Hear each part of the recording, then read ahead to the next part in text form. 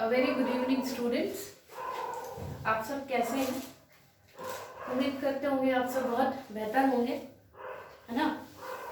तो आज हम लोग न्यू चैप्टर डिस्कस करेंगे जो कि आपके बुक के अकॉर्डिंग 7 चैप्टर है, पार्टनरशिप, है ना। हम लोग टाइप्स में सोल प्रोप्राइटरशिप पढ़े थे और प्राइवेट पब्लिक के बारे में भी बताया था मैंने, प्राइवेट सेक्टर, पब्लिक सेक्टर और सेमी गवर्नमेंट सेक्टर्स भी बताया था।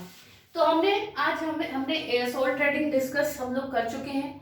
आज हम लोग पार्टनरशिप डिस्कस करेंगे।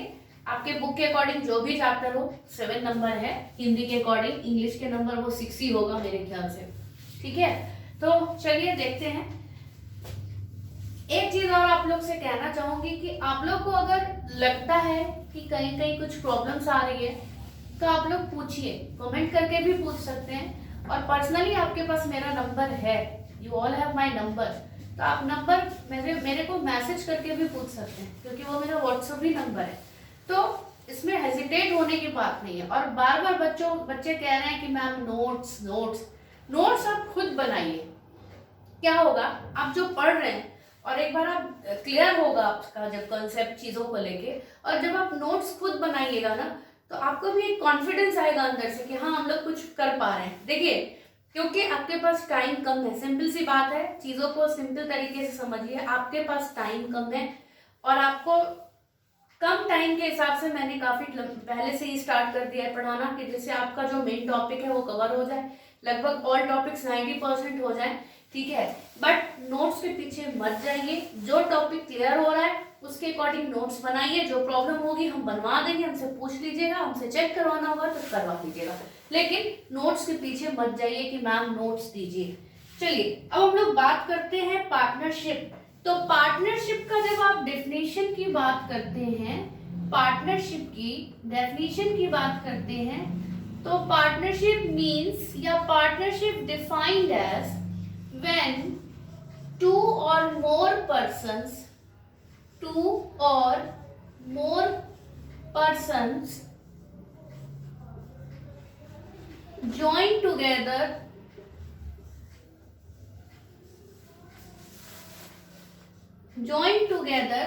to do any type of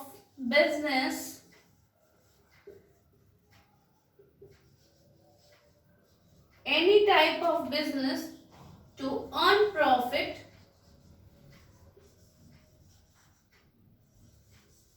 is called partnership, ठीक है।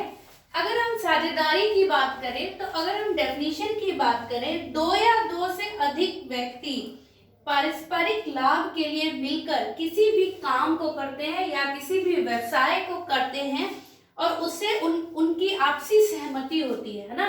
जब दो लोग मिलते हैं, सिंपल समझिए, जब दो लोग मिलते हैं तो इनकी आपसी सहमति से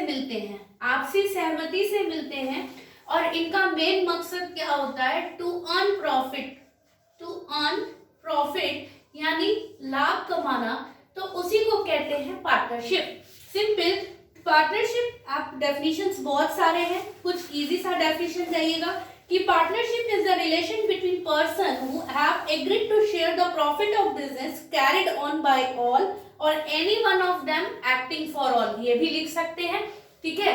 और पार्टनरशिप मीन्स व्हेन टू और more persons join together to any type of business to earn profit is known as partnership. इसी को हम कहते हैं कि साझेदारी, जब दो या दो से अधिक व्यक्ति किसी भी काम के करने के, लाभ कमाने के उद्देश्य से किसी काम को करते हैं तो उसको हम कहते हैं साझेदारी, ठीक है। इसको लिखने की जरूरत नहीं है।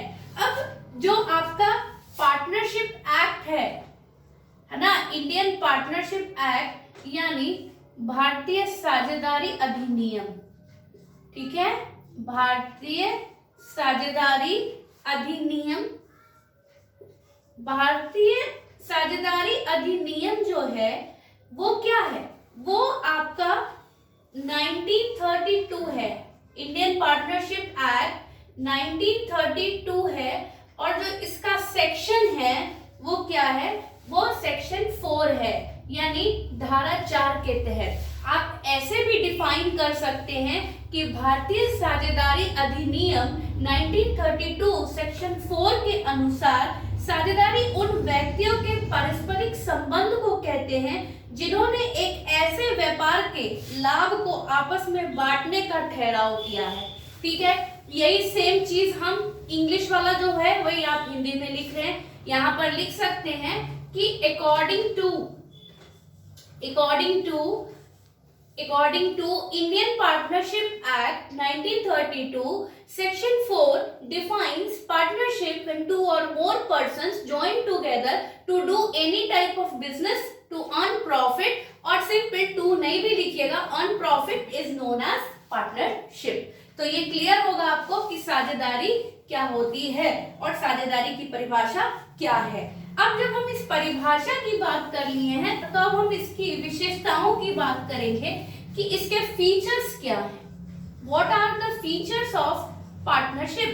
ठीक है, what are the features of partnership, जिनको हम लोग विशेषताएं कहते हैं। ठीक है, विशेषताएं कहते हैं। तो सबसे पहले एटलीस्ट टू और मोर पर्सन्स, दो या दो से अधिक व्यक्ति का होना। ठीक है, टू और मोर पर्सन्स, एटलीस्ट टू और मोर पर्सन का मतलब क्या होता है, कम से कम दो व्यक्ति का होना। सिंपल समझिए, पार्टनरशिप के अंदर जब आप काम कर रहे हैं या साझेदारी संलेख के अंदर आपने किसी के साथ साझेदारी की है तो दो और दो से अधिक व्यक्ति का होना जरूरी है, तभी हम लोग कोई भी पार्टनरशिप डीड साइन करेंगे। आगे हम लोग जानेंगे कि पार्टनरशिप डीड क्या होता है, साझेदारी संलेख जिसको कहते हैं हम। ठीक है, इसको ये आएगा हमारा बाद में कि पार्टनरशिप डीड क्या होता है। तो ये तो क्लियर है, दो या दो से अधिक व्यक्ति का होना या कम से कम दो व्यक्ति का होना। कम से कम दो व्यक्ति या व्यक्तियों का होना। ठीक है, थोड़ा बड़ा बड़ा लिखती हूँ कि आप लोग को दिखे, ज्यादा छोटा लिखूंगी तो भी आपको प्रॉब्लम होगी, तो इसीलिए कंफ्यूज मत होइएगा। कोई डाउट होगा तो आप पूछ सकते हैं। सेकंड आपका पॉइंट है ओनली लीगल बिजनेस। ठीक है, ओनली लीगल बिजनेस।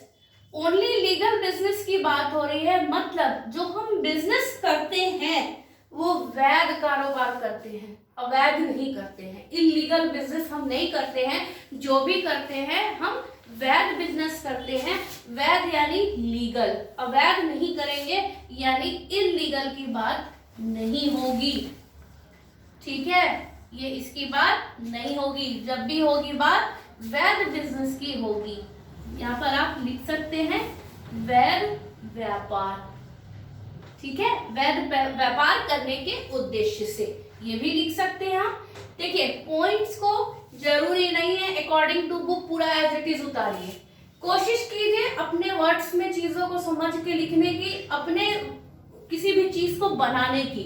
जैसे अब यहाँ पर ज्वाइन की जगह पे कंबाइन टुगेदर भी हो सकता है ना, तो कंफ्यूज मत होइएगा, ज्वाइन की जगह पे कंबाइन भी हो सकता है।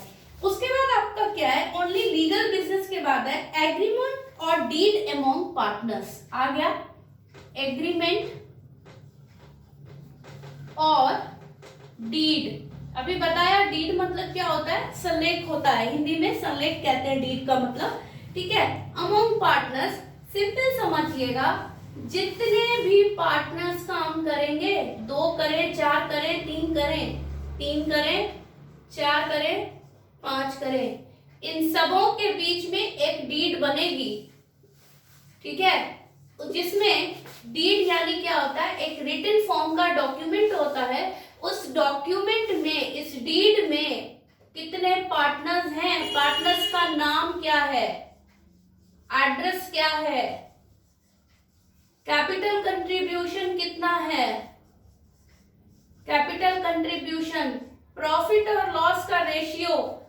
ठीक है, कभी कभी ऐसा भी होता है कि अगर हम मान लीजिए कि ज्यादा कैपिटल इन्वेस्ट कर रहे हैं दूसरे पार्टनर्स के कंपेयर, कोई 1 लाख लाया, कोई 2 लाया, कोई 10 लगा रहा है, तो ऐसा भी होता है पार्टनर्स के बीच में कि जो ज्यादा लाएगा उसको ज्यादा प्रॉफिट मिलेगा।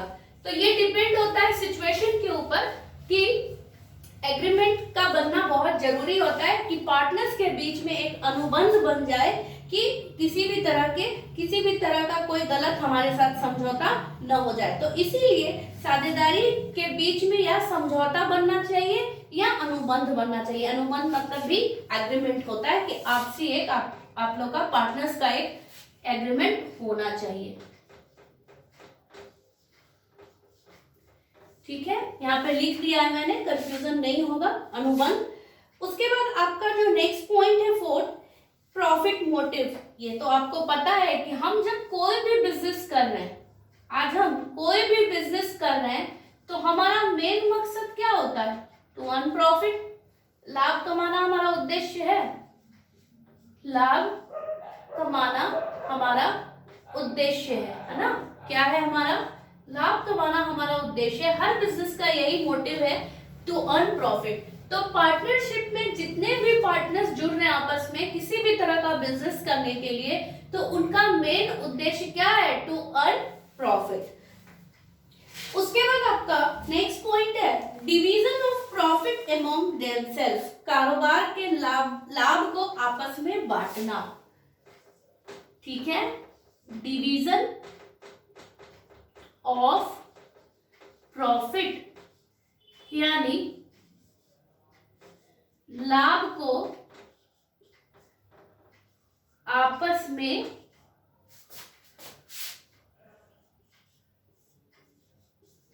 बांटना। ठीक है, क्लियर होगा? जो भी प्रॉफिट हुआ, मान लीजिए बिजनेस में आपने 1 लाख रुपए इन्वेस्ट किया है, जो भी 1 लाख इन्वेस्ट किया है, 10 लाख इन्वेस्ट किया है, इसका प्रॉफिट हुआ, अगर इस पे मान लेते हैं 50,000 प्रॉफिट हुआ, तो इस प्रॉफिट का हिस्सा जितने भी पार्टनर्स होंगे, अगर ए एंड बी 2 पार्टनर हैं तो दोनों को एक्सपेंस हम डिडक्ट करके और उनको प्रॉफिट हम बांट देते हैं। डिडक्ट मतलब जो भी हमारा खर्चा हुआ है उसमें से माइनस कर देंगे।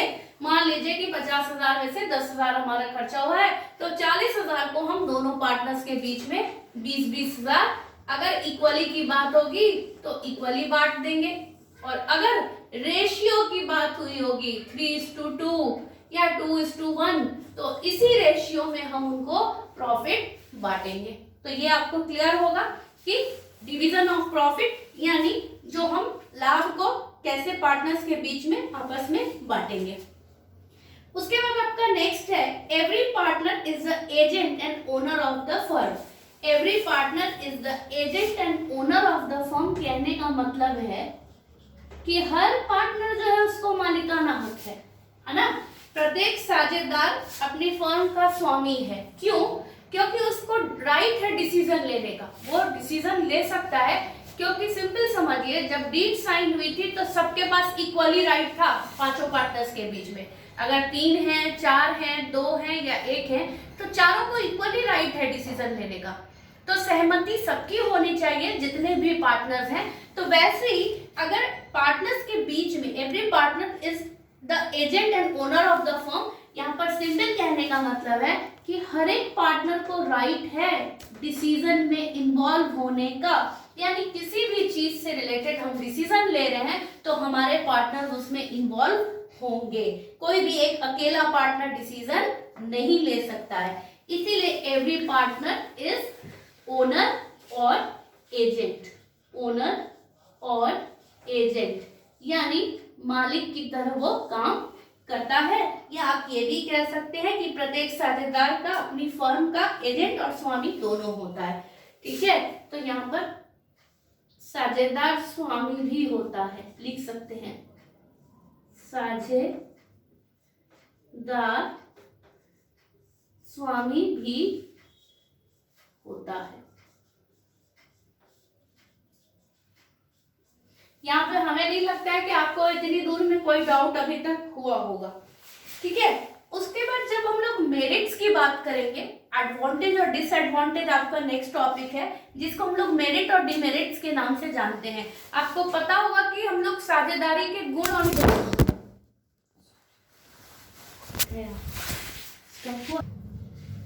फिर हम लोग नेक्स्ट टॉपिक की बात करेंगे कि दावेदारी के गुण।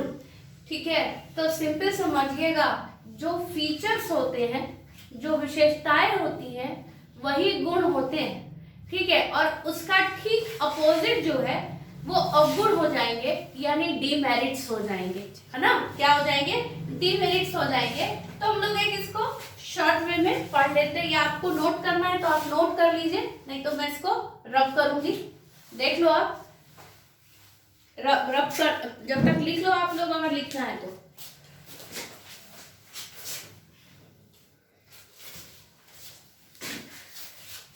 ठीक है,